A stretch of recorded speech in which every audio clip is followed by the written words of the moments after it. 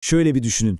1000 yıl öncesindeyiz ve bir gece gökyüzünde inanılmaz parlak bir ışık beliriyor. İşte her şey o ışıkla başladı. Bu olayı kaydeden ve ilginç bir şekilde Batı tıbbının seyrini de değiştiren bir ismin Ali bin Rıdvan'ın hikayesine dalıyoruz şimdi. Adını belki de ilk defa duyuyorsunuz ama inanın bana etkisi çağları aşan biri. Yıl 1060. Bambaşka bir dünya, bambaşka bir zaman. Ve işte tam o yıl gökyüzünde daha önce kimsenin görmediği bir şey parlıyor. Bu an, tarihin en parlak zihinlerinden biri tarafından kayda geçirilecek ve aslında bir nevi ölümsüzleştirilecekti. Peki kimdi bu gizemli gözlemci? Yani hem bu kozmik dramayı kayda geçirecek kadar gökyüzüne meraklı, hem de bir yandan insan bedenini iyileştirecek kadar bilgili. Kimdi bu kişi?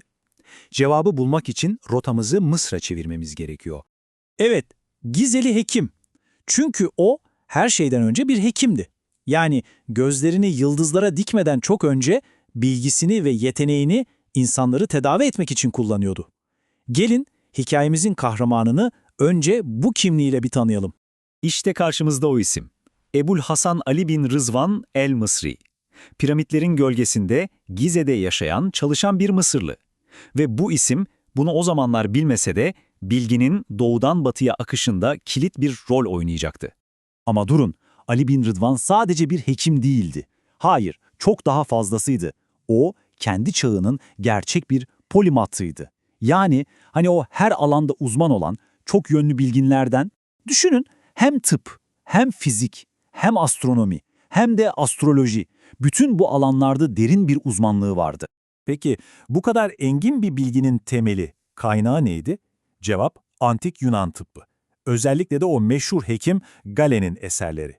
Ali bin Rıdvan bu eserler üzerine inanılmaz titiz çalışmalar yapmış. Ama sadece eski bilgiyi korumakla kalmamış, aynı zamanda onu yorumlayarak zenginleştirmiş ve ileriye taşımış. Evet, kozmosun alimi. Şimdi gelin onunla birlikte biz de gözlerimizi yeryüzünden alıp gökyüzüne çevirelim. Çünkü Ali bin Rıdvan'ın hikayesi bizi kozmosun en derinliklerine götürecek. İşte o bahsettiğimiz meşhur gözlem, 1060 yılında gökyüzünde gördüğü o inanılmaz parlaklık aslında bir süpernovaydı. Yani ne demek bu? Dev bir yıldızın ömrünün sonuna geldiğindeki o muhteşem, o göz alıcı patlaması. Ve Ali bin Rıdvan'ın bu olayı anlatan detaylı kayıtları var ya, işte onlar bugün bile modern astronomi için resmen paha biçilmez birer hazine. Ama hepsi bu da değil. Bu adam durmuyor. Bilimsel düşüncenin temel taşı olan tümevarım teorisine katkıları var. Dönemin bir başka büyük hekimi İbn Butlan ile ateşli entelektüel tartışmalara giriyor. Antik dünyanın devi Batlamyos'un eserlerini alıp yeniden yorumluyor. Yetmiyor, bir de kuyruklu yıldızların anlamı üzerine kafa yorup risaleler yazıyor. Kısacası gerçekten de durmak bilmeyen, sürekli üreten bir zihin. Bakın burası çok ilginç. Bir ismin yolculuğunu görüyoruz aslında. Kendi coğrafyasında, İslam dünyasında Ebul Hasan Ali bin Rıdvan el-Mısri olarak tanınıyor. Ama eserleri yüzyıllar sonra Avrupa'ya ulaştığında adı birden Halyi ya da Halyi Abedrüdyen oluveriyor. İşte bu, bilginin kültürler arasında nasıl aktarıldığının, nasıl dönüştüğünün en somut kanıtlarından biri. Peki tüm bu çalışmalar, bu inanılmaz birikim, sonuçta ne oldu? Ali bin Rıdvan'ın mirası zaman ve coğrafya sınırlarını nasıl aştı da bugün biz onu konuşuyoruz? Gelin şimdi bu kalıcı etkiye biraz daha yakından bakalım. İşte bu gerçekten de kilit soru. Şöyle bir düşünün.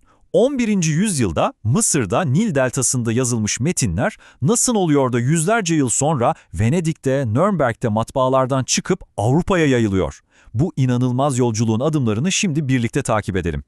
İşte bilginin o uzun meşakkatli yolculuğu. Bakın nasıl oluyor. Her şey Ali bin Rıdvan'ın, mesela Galen gibi antik Yunan düşünürlerinin metinlerine Arapça şerhler, yani yorumlar yazmasıyla başlıyor. Sonra bu değerli eserler Gerardo Cremonese gibi alimler tarafından Latince'ye çevriliyor. Aradan yüzyıllar geçiyor, Luca Guaurico gibi isimler bu çevirileri yeniden düzenliyor. Ve en sonunda matbaanın da gücüyle Venedik ve Nürnberg gibi Avrupa'nın bilgi merkezlerinden basılıp dağıtılıyor. Yani bir fikrin nasıl ölümsüzleştiğinin hikayesi tam olarak bu. Ve bakın, bu anlattığımız şey sadece bir teori değil, somut kanıtları var. Mesela Batlamyus üzerine yazdığı De Revolutionibus Nativitatum adlı eseri 1524'te Venedik'te basılıyor. Kuyruklu Yıldızlar hakkındaki risalesi ise 1563'te Nürnberg'te. Yani bir düşünsenize, kendi vefatından neredeyse 500 yıl geçmiş ama eserleri Avrupa'da hala basılıyor, hala yankı buluyor. İnanılmaz değil mi? Peki tüm bu etkinin sonucunda onun için ne denmiş, mirası nasıl özetlenmiş? Belki de en iyi şu cümle anlatıyor her şeyi: Batı'ya tedavi metotlarını öğreten adam. Bu çok önemli bir tanım. Çünkü bu şu demek: o antik bilgiyi sadece alıp aktarmakla kalmadı, onu sistematik bir şekilde yorumladı, açıkladı ve Batı'daki hekimlerin de anlayabileceği, uygulayabileceği bir hale getirdi. Antik Yunan ile Rönesans Avrupası arasındaki o hayati köprüyü işte tam olarak böyle kurdu. Ali bin Rıdvan'ın bu etkileyici hikayesi, insanın aklına ister istemez şu soruyu getiriyor. Tarihin o derinliklerinde onun gibi keşfedilmeyi bekleyen daha nice kilit isim, nice unutulmuş bilge var acaba? Kim bilir? Bilgi zincirinin o kayıp halkaları belki de hala bizim onları bulmamızı bekliyordur.